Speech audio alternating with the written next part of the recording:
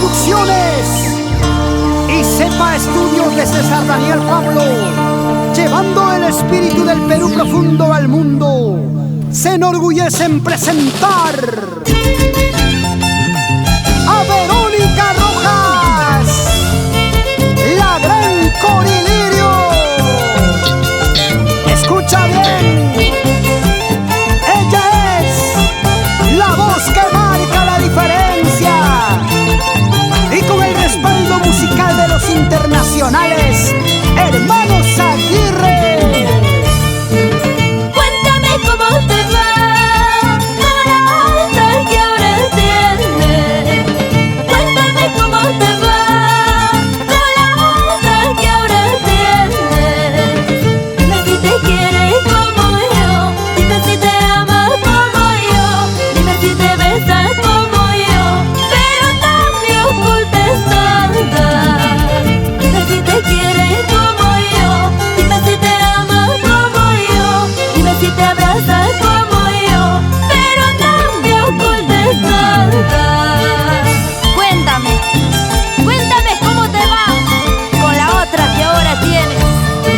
Solo te diré que nunca te querrá como yo, nunca te amará como yo, mucho menos te besará como yo. Ingrato.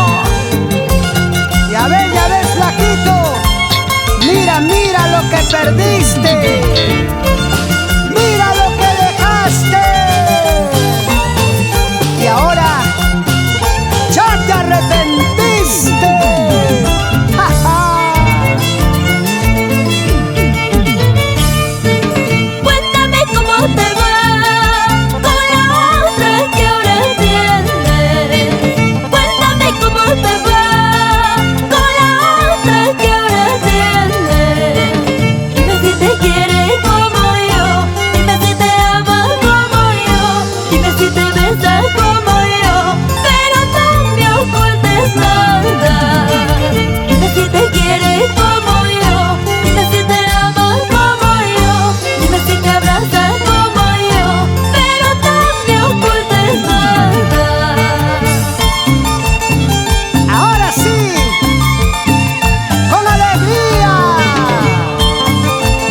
vamos Carlos como un gavilán, por Surcubamba toda la vida, tierra querida, bailando y gozando, así, con la gran Corilirio. Pero Perito,